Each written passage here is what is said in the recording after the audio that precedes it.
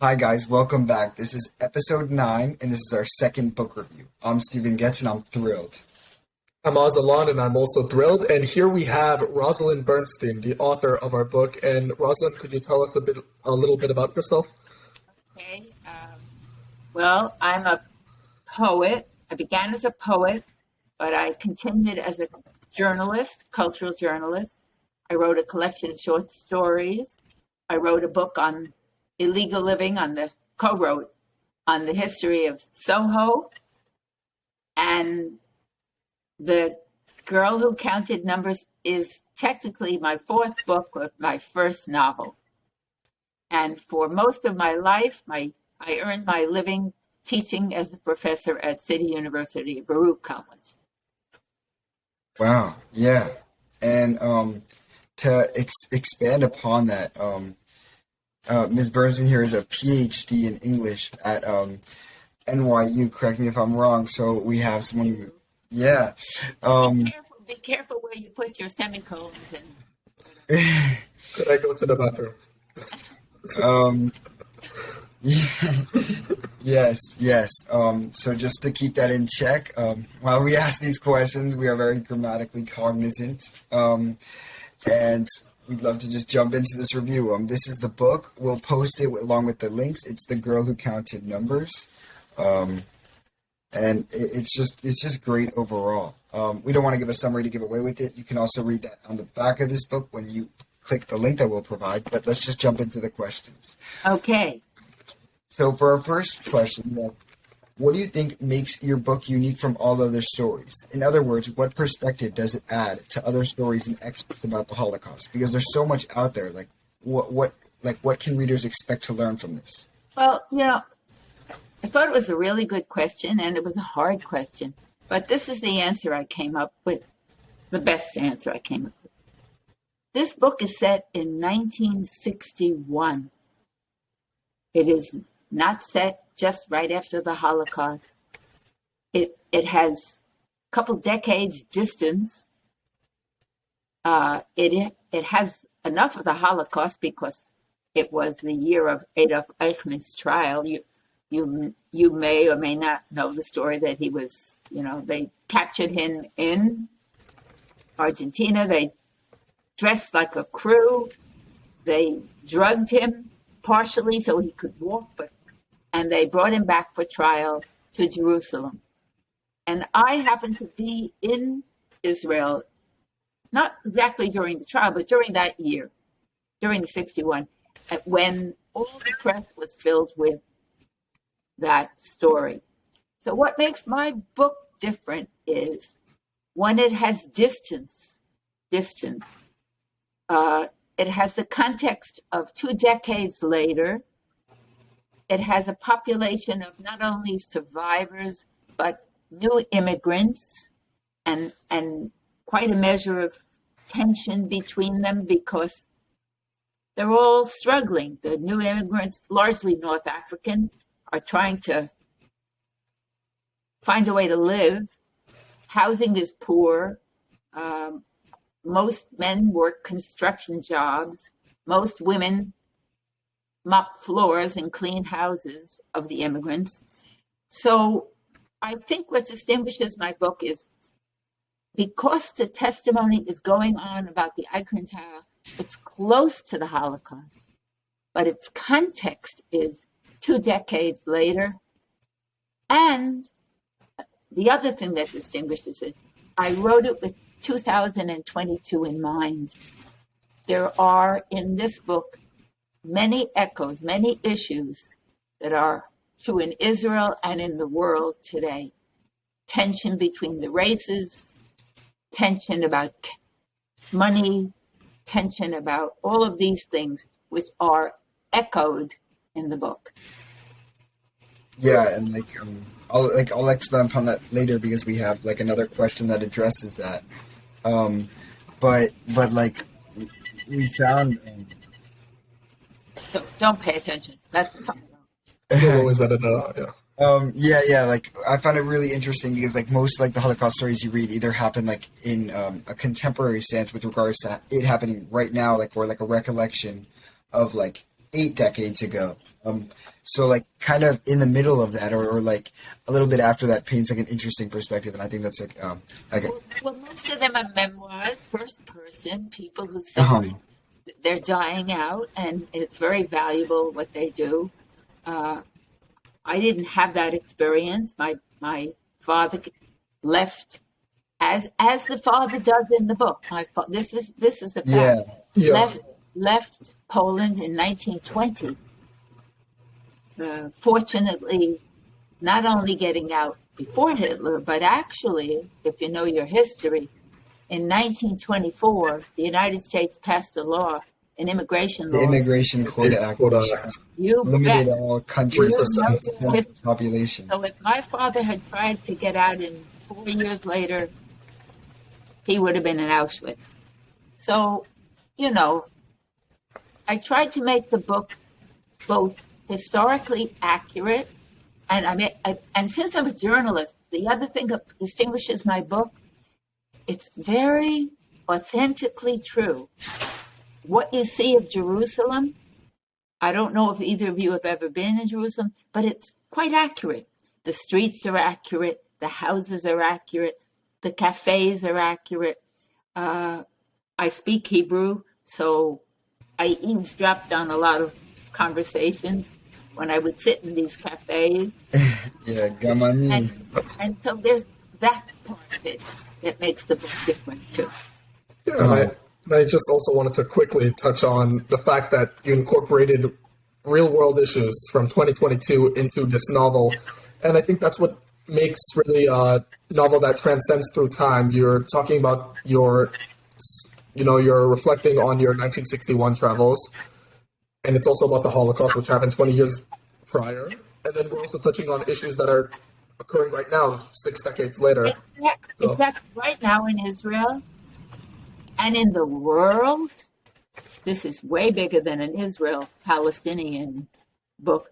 In the world, there's racism, there's casteism, there's Russians and Ukrainians killing one another, there's Iranians and Saudi Arabians fighting and not fighting, there's Israel turning inside out its judicial system and half the population protesting every Saturday, half against, or more than half against, some for.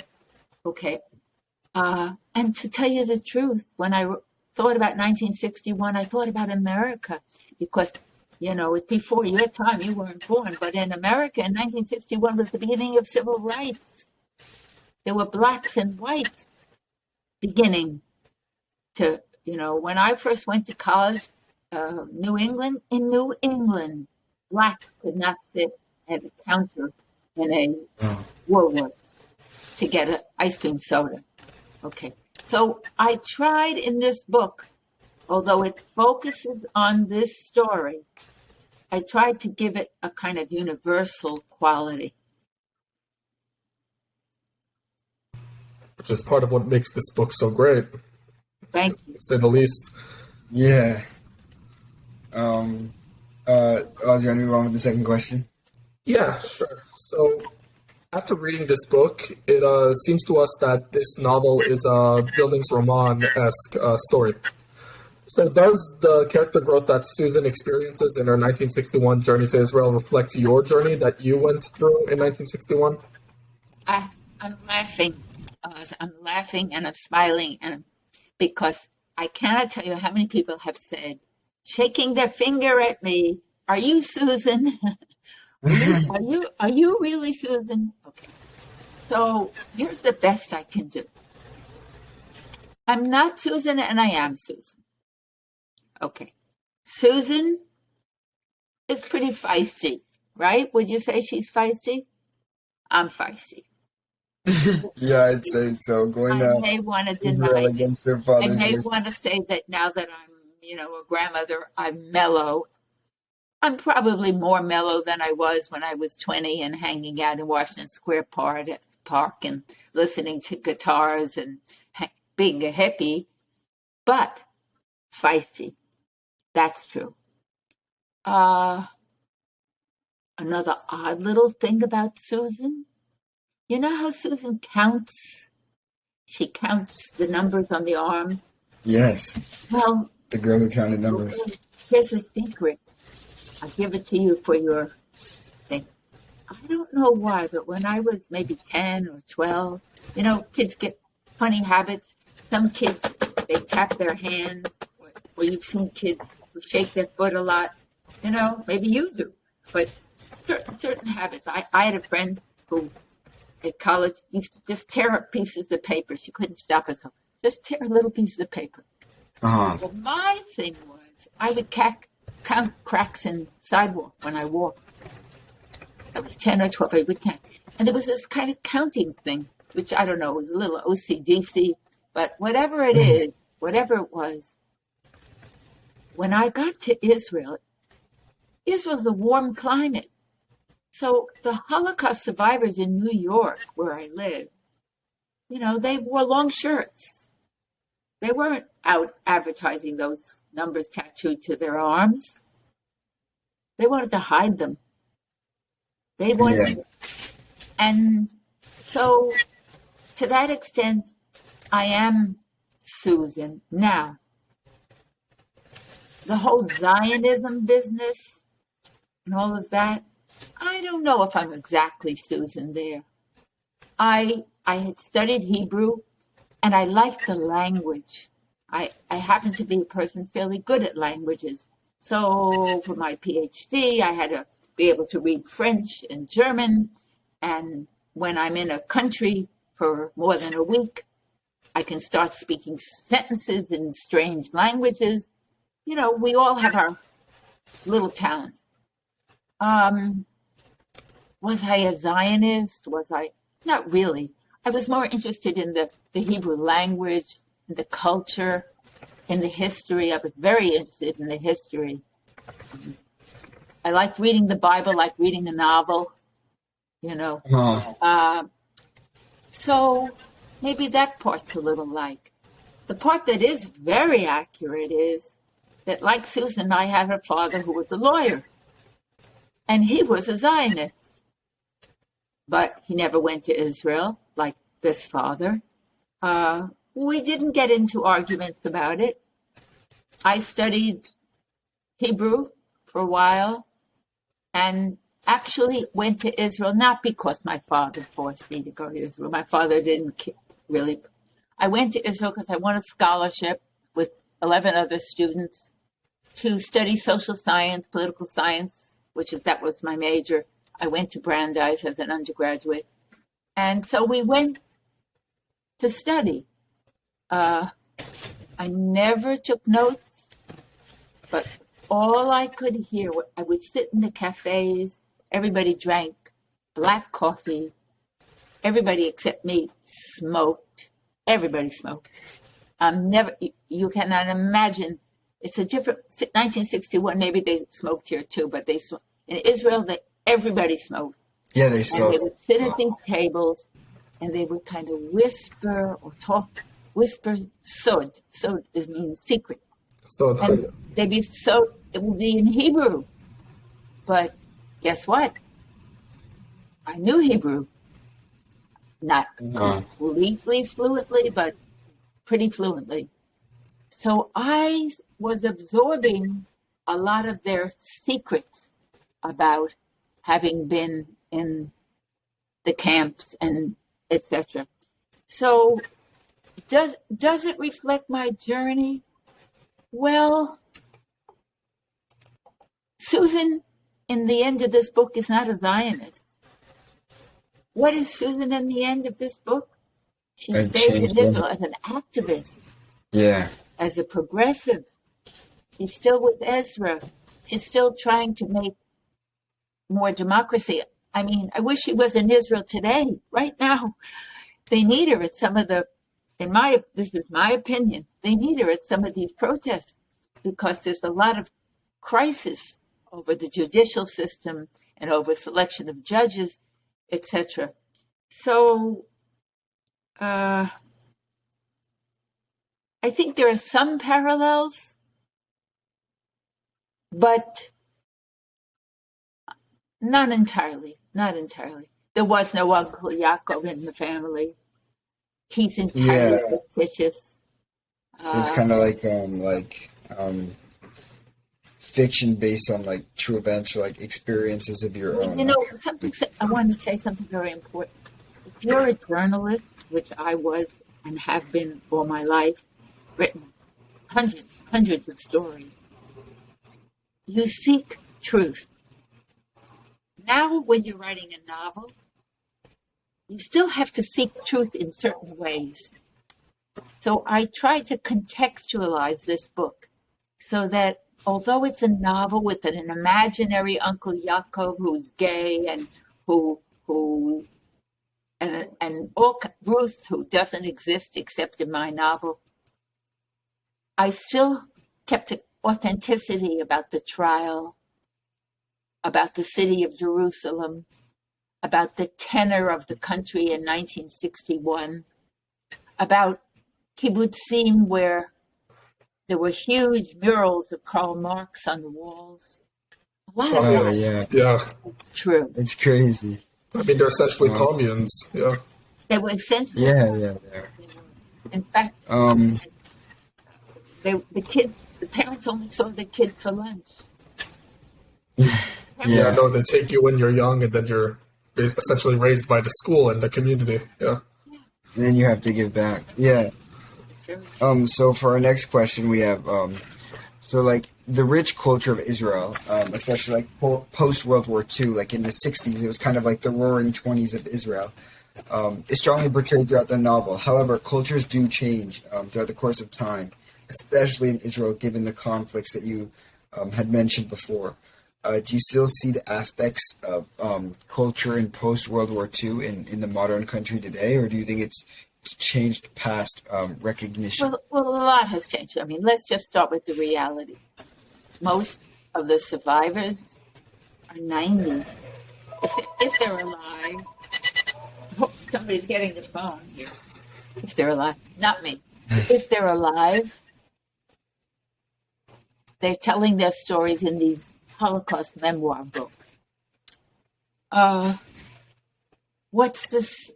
There's a lot of tech change. Israel's become a high-tech country. But there are some things that are very interesting and the same. Israel has had a big shift in its population. The two groups in Israel that have the highest birth rates, do you know what they are? I would say probably the people coming in from all over the Middle East, so Arabs and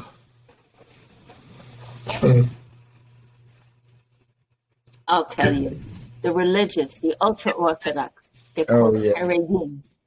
oh, So right now, Netanyahu got reelected basically on a coalition that was formed by the coalition Haredim.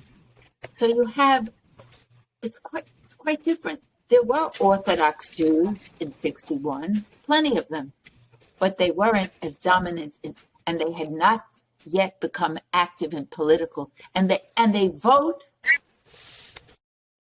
as a group. Usually, if their rabbi says column A, guess what? They vote column A. The highest birth rates are Palestinians and Haredim. So you have a different texture. There are immigrants, but different immigrants. They're not immigrants coming right out of the DP camps and the concentration camps. It's a more cosmopolitan place, but politics isn't much better at all. Politics isn't much better at all, and Would you say that you can like kind of like would you say that the atmosphere has changed too much that like you wouldn't even like recognize the beauty that you had mentioned in the book, or do you still think no, similar? I'll tell you why not. There is in Israel, there is a kind of cobblestone, old city, historic world, and that exists. The Wailing Wall. So the ancient history, particularly Jerusalem, take Jerusalem up. Should I? More so Jerusalem, a little less so Tel Aviv, which is, a modern hip city. A little different Haifa, which is one of the few places where you have a mixture of Palestinians and Jews. And Also in Hebron. exactly. So I would say that they have to do a lot more work there with young people. I read it recently that not so much now because of all the tension, but for a long time in Israel schools, they had to do a lot of teaching about the Holocaust, because what did the little Israeli kids say? Why were they cowards? Why didn't they fight the Germans? Why did they die? Why did they let themselves be led into those camps? Okay. And it took a long time for them to learn how much had been kept a secret, how clever, sadly clever, the Nazis had been in concealing what was going on. They were putting you on a train to a new work camp. Bring along your best clothing and your jewelry, et cetera, et cetera.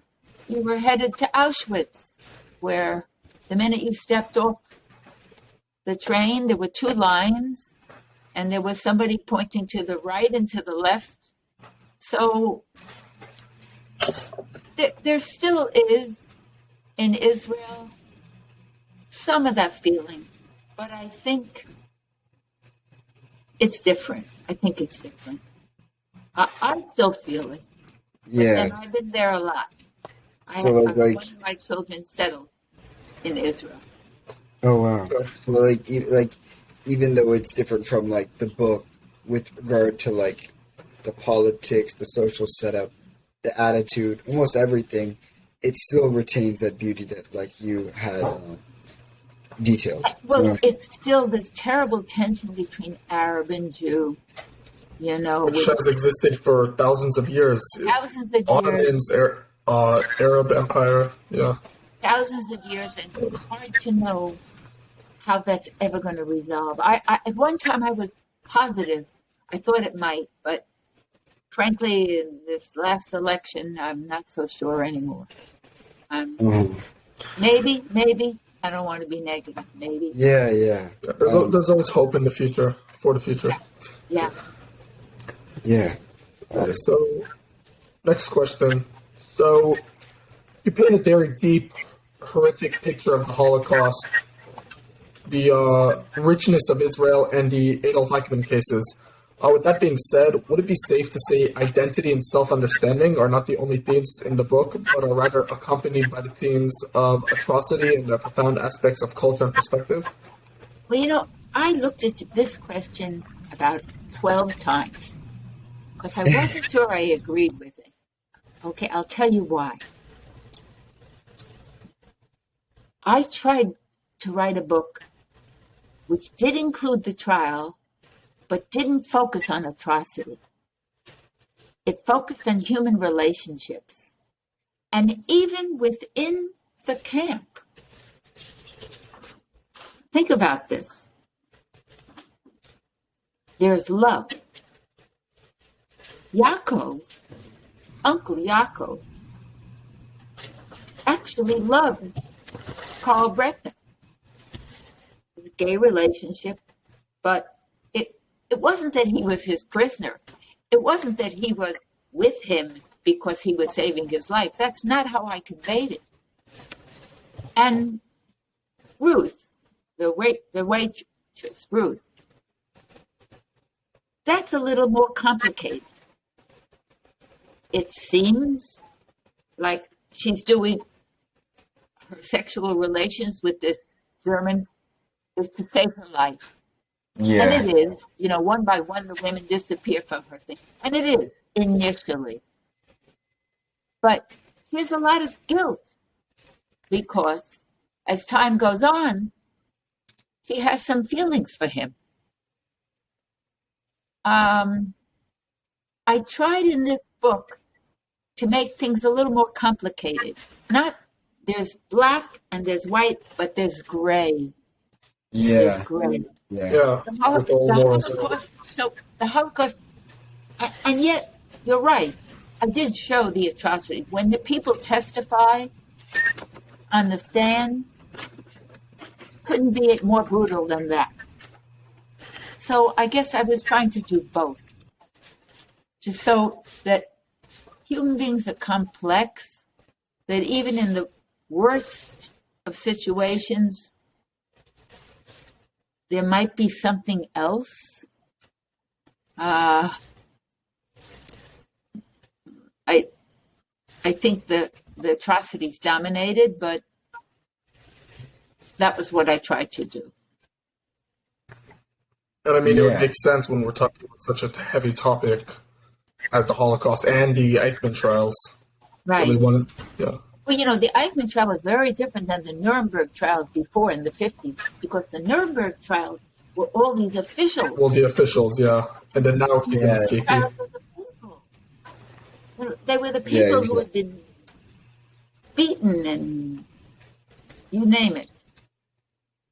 Yeah, and like speaking of like the love that you had mentioned, like between Ruth, like as for the romantic subplot of the novel, like how does its development impact the broader theme of the Holocaust? I guess you had kind of answered that when you had mentioned the gray area, and I guess what we had talked about, like regarding like atrocity, I think like the gray area almost like outlined the black areas of the Holocaust, because you were able to not only see black and white but the gray. So now instead of like two layers between atrocity and I guess kindness, you have kindness and then complications and the complex relationships and then atrocity, which I think You've said that better than I could ever say that, Stephen. Really, I tell you, if you had written that in a paper in my graduate class, A+, I would have given you A+ for that.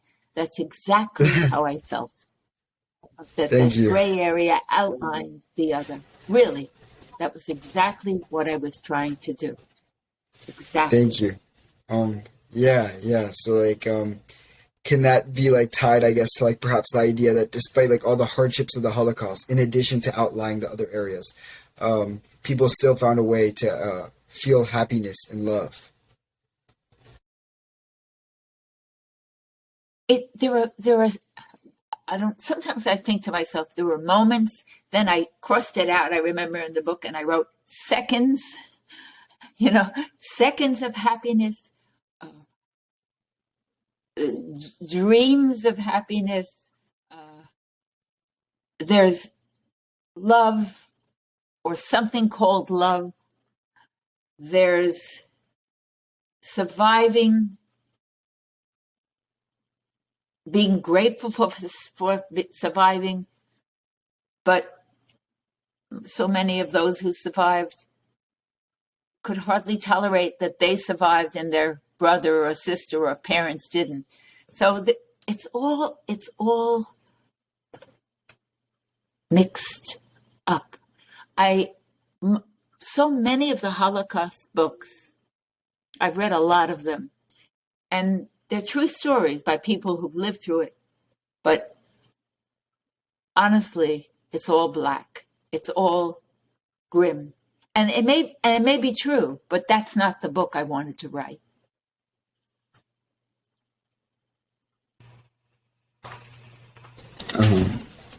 Take some time to ruminate on that and think.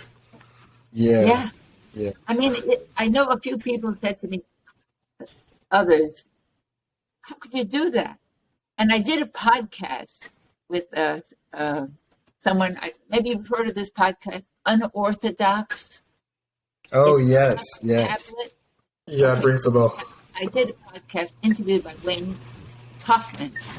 And, we were talking, and I don't know, he came out with something that was very illuminating for me, which I pressed to you. He said, your book, it's a mystery that it's really a book about secrets. Things Yeah. people keep inside their chest. Yeah. Things people were sorry they did, glad they did, but secrets. So although she's looking for Uncle Yaakov, and that's technically a mystery, it's a book about the human dilemma and about secrets. Yeah. I think that's like showed there a lot. Like within the mystery, you find out that like there are so many things that like are yet to know, like within these like deep, complex social constructs that like Susan begins to, or I guess like kind of the arch character of yourself finds out. Yeah. And it all Awesome. works together beautifully, like intertwines in a way that makes that, again, timeless theme that I spoke about a bit earlier, and that idea of the morally gray area, that the world is not black and white, but rather there are, So. And it's true today, and if we really think about it, that's not today's subject, but it's true everywhere. It's true in Russia and Ukraine. It's true in you name it. Okay? So I tried to make this book get there. It was hard because the book kept pushing me. The novel pushed the novelist towards the black area, and the writer was trying to push back toward the white area, and maybe stay in the gray area. Yeah. It's hard. It's like a thin tightrope that you have to. It's a balancing act. Yeah. Yeah. And in real history, a lot of it shifted way outside of the tightrope and landed in the black area. So to balance that in a book is pretty impressive. It did in real history, very much so, of course. Yeah. Like I think Ezra is like a very important character in the book that I don't think is like kind of given enough credit. How do you think he inspires growth in Susan? And do you have an Ezra in your life? Well, I actually didn't have a Moroccan boyfriend. Okay, when I went to Israel. The closest to a boyfriend, it wasn't a serious boyfriend, I used to ride up and down the hills on a motorbike, and the person who owned the motorbike was from Ghana. Yeah, Africa. He was studying at the medical school there. There was an African contingent studying at the Hebrew Medical School. So, no, Ezra is invented. However, not entirely, because I went to the Ulpan, the Hebrew language school. Now, I said I spoke Hebrew, but, I didn't speak 100% fluent Hebrew. I speak pretty good Hebrew. I don't know if my granddaughter would call it pretty good, but sufficient to understand me. And I understand more than I can speak. Say, that way. So when I went to the Ulpan was filled with Moroccans. I was just about the only English speaker in the class. So all of that Moroccan stuff, when we'd sit in lunch, I would listen to them speaking. Sometimes they spoke in French. I know some French. They spoke in Hebrew. They were learning Hebrew. And I also was aware, some of the little scenes are true, like the teacher teaching them. I don't know if you remember the scene where the words she's trying to teach them are cleanliness. Yeah. It's like insulting. Okay, so it's classist, but I was actually there to see that. So that I experienced with my own eyes in the Ulpan, actually a place called Ulpan Etzion in Jerusalem. And Ezra is important because I wanted them to have a voice and they didn't have a voice quite then. There were a few Moroccans and Tunisians and others who were more outspoken, but mostly you'd see them on the roads just covered with concrete dust, building buildings, and barely having jobs. And so Ezra had been an artist. You know, he was a ceramicist. I mean, he's in the book less as a love interest and more as an activist, more as a person who wants to make a life for his people, and actually grows a lot too, because he comes in this book to accept the pain of the survivors. While he resents it initially and thinks they're getting too much attention and that the Eichmann trial is on the radio, and he comes to understand what they experienced. So there's a lot of this growth in Susan, there's growth in Ezra, there's growth in Ruth, and of course, Yaakov. Of course, Yaakov. Because you'll notice, I mean, I don't think you have this in the question. Can I put it in, even though you don't have it in the question? You'll notice that the secret about why Yaakov did not go to America with his family is reserved for chapter 7 or 8, way back in the book.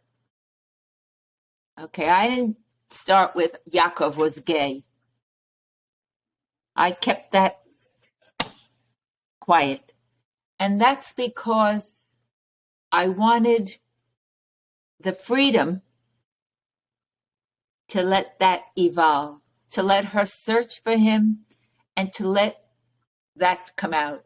Just as I wanted Ezra to grow into becoming an activist, and Susan learning that there was more to Israel than being a Zionist. Yeah, okay, just a thought that I had earlier. So seems like the conception of Ezra is both a mix of the general Moroccan experience of people that are making Aliyah to Israel, alongside a mix of your own personal experiences in that area, in the Urban, just observing around you with your senses. Yes. So is that a stretch to say, or? No, that's not a stretch to say. It's people I knew Moroccans. It's the whole class. I was in the Ulpan for almost 8 months, whatever, and it was like the classes were Aleph, Beit, Gimel, Dalet. Yud was 10. Yud is the 10th letter, and that's the highest class. And I think my Hebrew was a little better than the Moroccans, but I hung out with them. It's a little bit of that Susan the hippie in America, hanging out with the Moroccans and being invited to dinner with them and hearing their longings for the things they lost and coming to understand that although they had not been in concentration camps, they had suffered too. Like I was keeping like Yaakov kind of hidden because I think like his identity is like very revealing to like the whole plot of the story. He is hidden. I hid him. You're right. Yeah. So that's why he wasn't like explicitly mentioned here. But yeah, for sure. I totally agree. Maybe I shouldn't have said that because now everybody will know the plot of the book. Elsewhere, I didn't say that. So it's a big secret. Why don't we just say it's a big secret why Yaakov did not come to America? And he didn't come to America for good reasons. Yeah. Agreed. And you have to read to find out. It's an excellent story. Again, everything's in the description. Thank you. And by the way, the cover, take a look at the cover.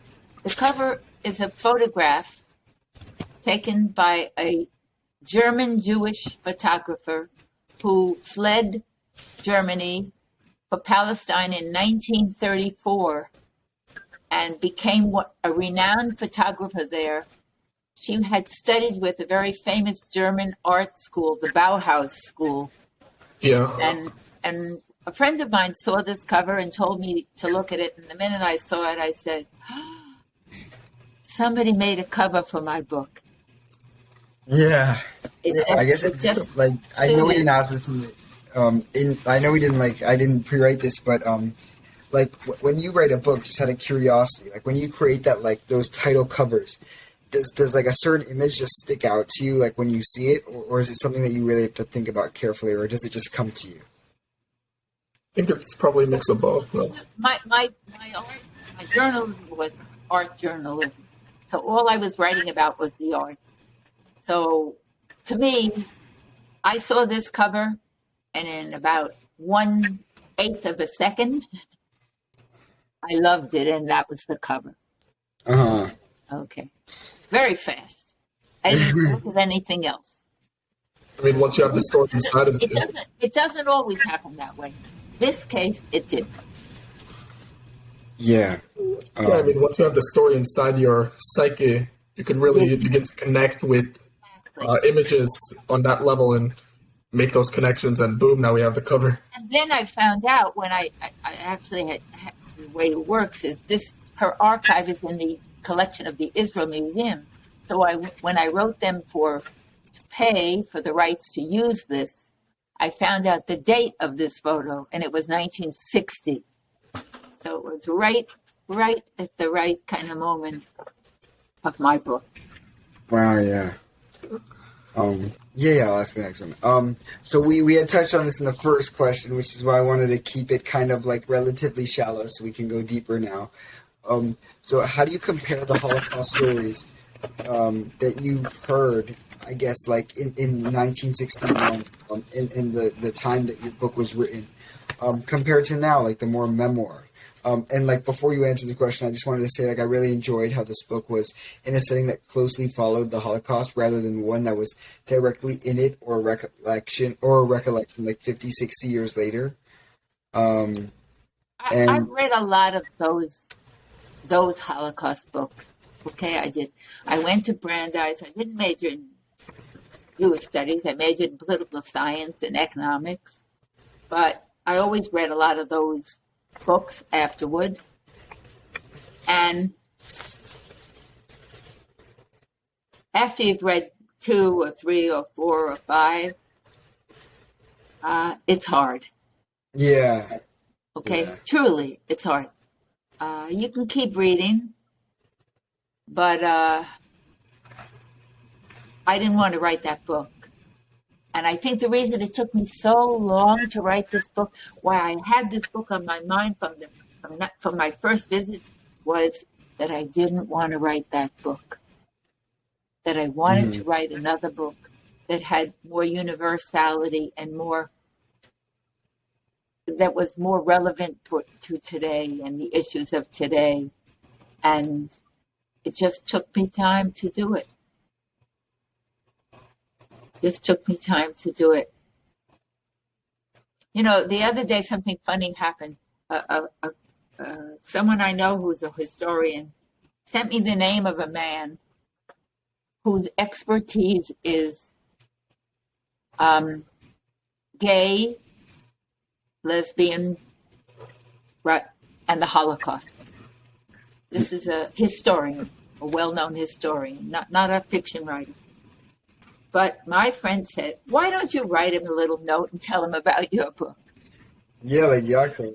And I felt like, oh gosh, what's he going to think about this slightly brazen, feisty woman, grandmother, writing such a book? So I wrote him a little note. I said, "By the way, I know you're a scholar in this field, but I just wanted to tell you that I wrote a book, fiction, about certain relationships in the camps, etc., etc." And within the same day, he wrote me back. Very gracious little note. And he said, "Well, it may be fiction, but a lot of those things happened." So it was very moving to me to get that Yeah, wow. little note. Can you say it again?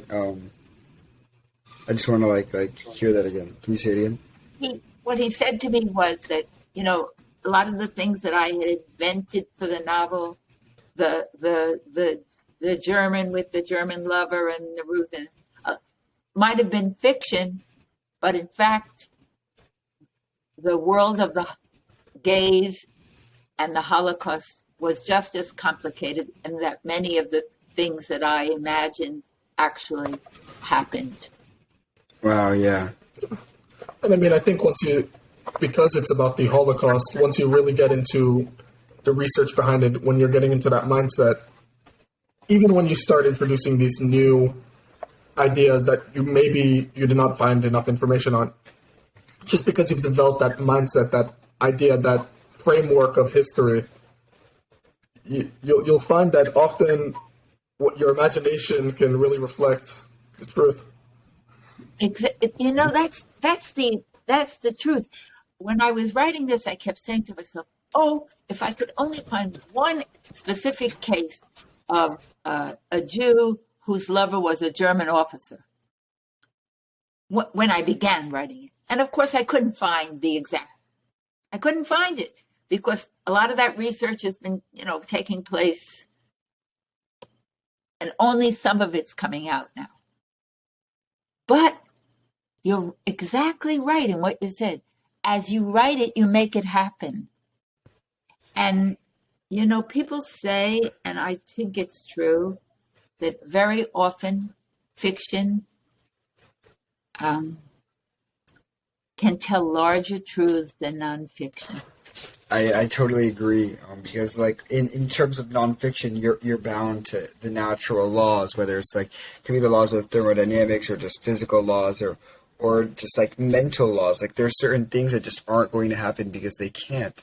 But in fiction, anything can happen, and kind of when you illuminate all the possibilities, you kind of show the future possibilities that can happen in the nonfiction realm. Exactly. So, while we're on the topic of the novel as a whole, if there was one word that you could say to describe this book, the plot, or even the entirety of it, all things considered, what would that word be? Oh, goodness. I'm not a good one-word person. I write and I cross out, and I write and I cross out. The one word could be N/A.